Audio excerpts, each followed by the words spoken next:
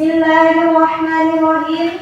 Bihayyikum bitahiyatil Islam, bitahiyatil ahlil jannah. Assalamualaikum warahmatullahi wabarakatuh.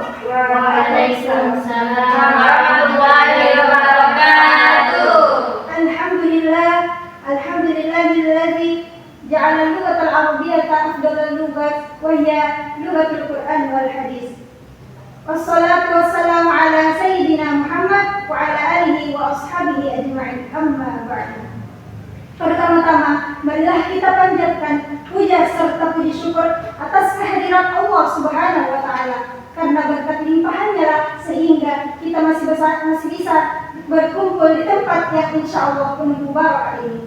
Salawat dan salam tak lupa pula kita kirimkan kepada junjungan baginda Nabi Muhammad sallallahu alaihi wasallam. Allahumma shalli ala sayyidina Muhammad. Hadirin wal hadirat rahimakumullah. Kebahagiaan adalah dambaan setiap insan. Namun ukuran kebahagiaan itu orang sering berbeda persepsi.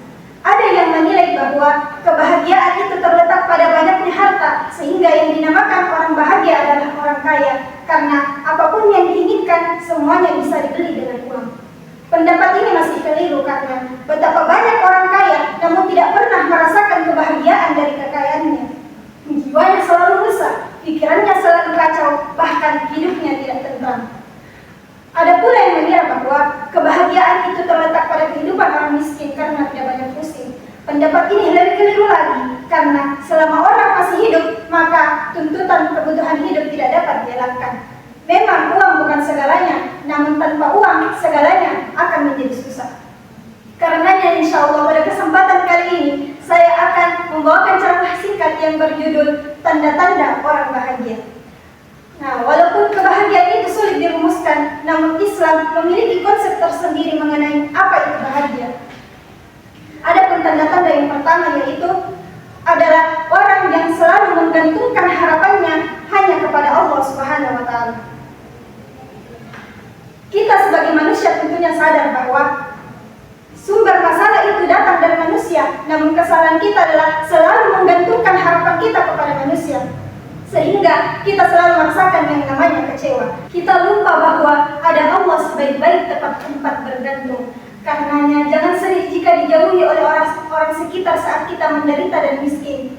Karena tentunya orang yang sedang dirundung musibah mungkin akan selalu dianggap masalah, sehingga mereka cenderung menghindari apapun yang dianggap masalah. Justru bagi yang dekat kepada Allah, hal ini dapat menjadi hikmah. Mungkin Allah ingin mengajarkan betapa pedihnya menggantungkan harapan kepada manusia, betapa rapuh bangunan hati ketika perlakuan manusia kita jadikan sebagai fondasi utamanya. Karenanya Allah Subhanahu wa taala berfirman di dalam surah Al-Baqarah ayat 186 yang berbunyi, A'udzu billahi minasyaitonir rajim. Bismillahirrahmanirrahim. Ujibu da'watad da'i idza da'an.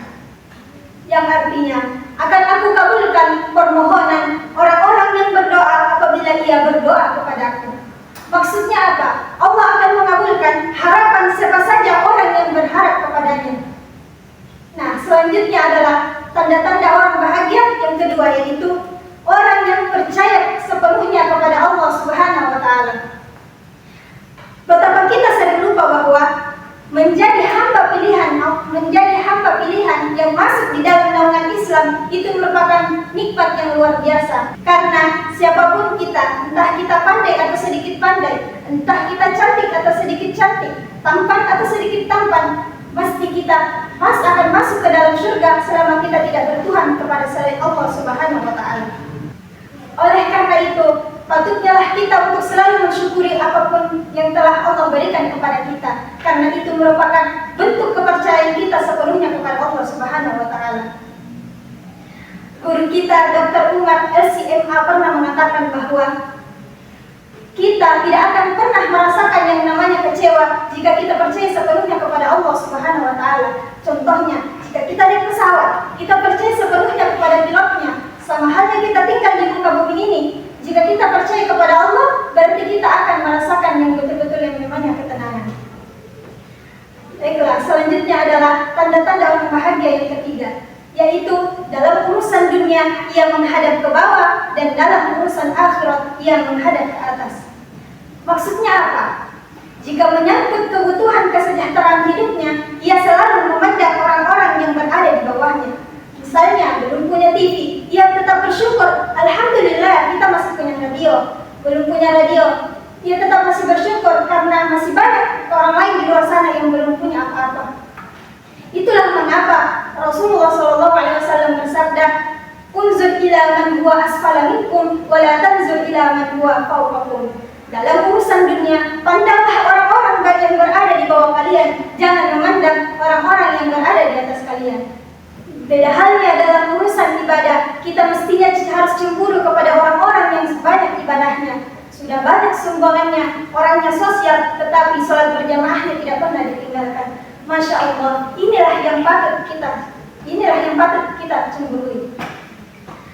Mungkin hanya itu yang sempat saya sampaikan. Sebagai kesimpulan, walaupun ukuran kebahagiaan itu sulit dirumuskan karena kita memiliki perspektif kita masing-masing, namun di sini saya hanya ingin menegaskan bahwa kebahagiaan yang sesungguhnya bukanlah terletak seberapa banyak dunia yang kita genggam, namun kebahagiaan yang sesungguhnya adalah seberapa besar rasa syukur yang bersemayam di hati kita.